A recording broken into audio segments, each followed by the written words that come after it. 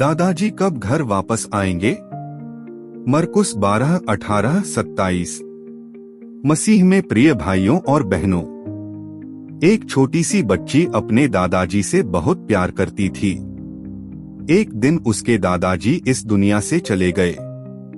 उनकी मृत्यु के बाद आने वाले पहले ऑल सोल्स डे पर पूरा परिवार उनके लिए प्रार्थना कर रहा था। मोमबत्तियां जल रही थीं। परिवार के सदस्य दादाजी को याद कर रहे थे।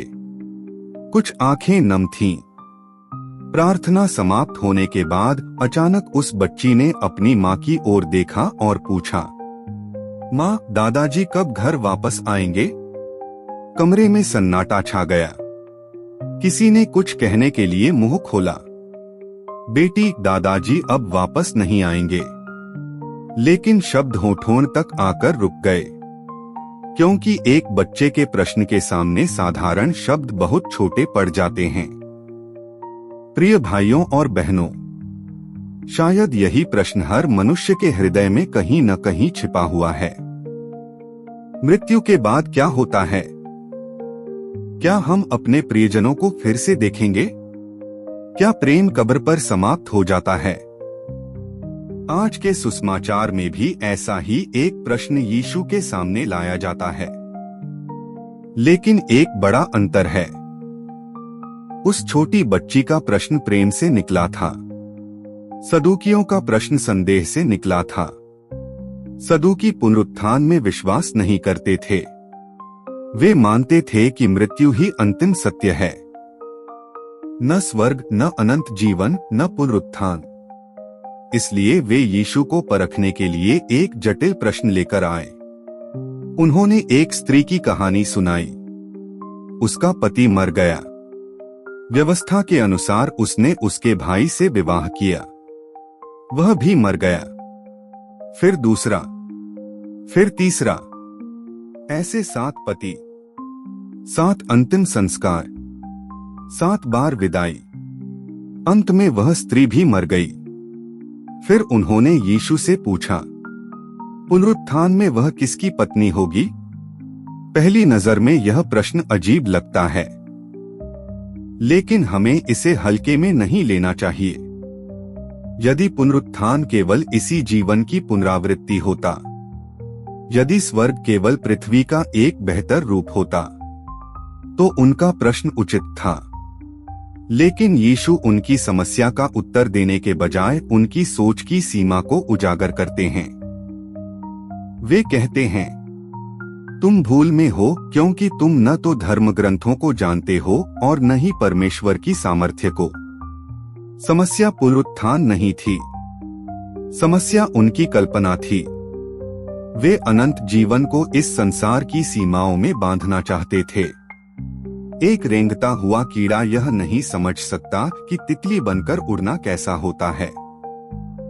उसी प्रकार हम भी पूरी तरह नहीं समझ सकते कि परमेश्वर ने अपने प्रेम करने वालों के लिए क्या तैयार किया है।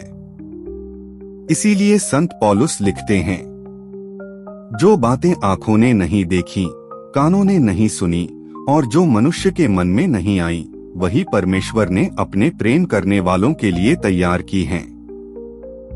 फिर यीशु उन्हें मूसा और जलती हुई झाड़ी की ओर ले जाते हैं।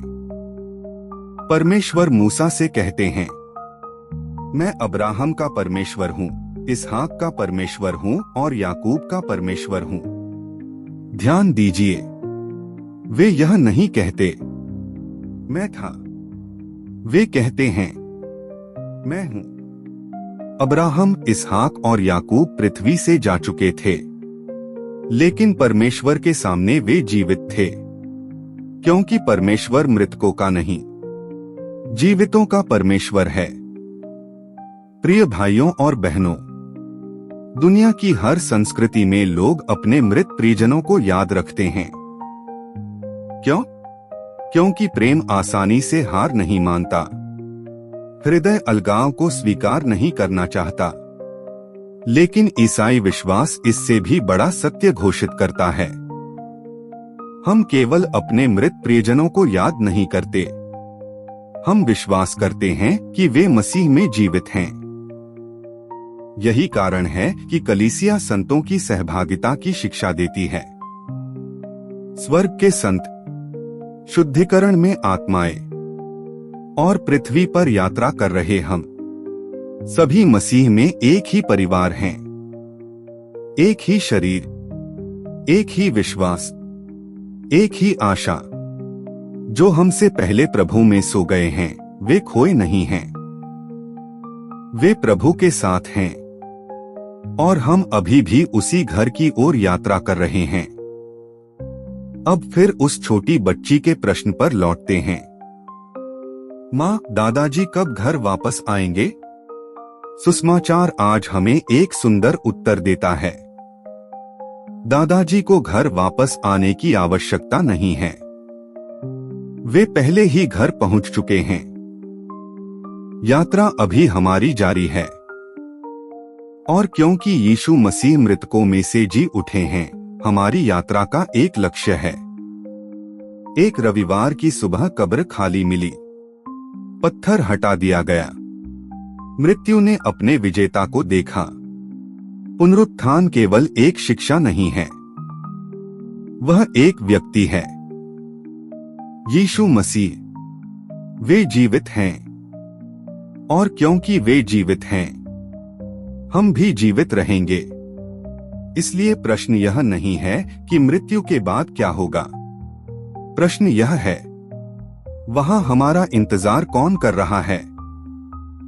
एक दिन विश्वास दर्शन बन जाएगा, एक दिन हर आंसू पोंछ दिया जाएगा, एक दिन हमारी यात्रा भी समाप्त होगी और तब हम उस सत्य को समझेंगे जिसे वह छोटी बच्ची अपने हृदय में पहले से जानती थी। प्रेम मृत्यु से नहीं हारता। दादाजी घर पहुंच चुके हैं, यात्रा अभी हमारी जारी है, क्योंकि परमेश्वर मृतकों का नहीं, जीवितों का परमेश्वर है। आमीन।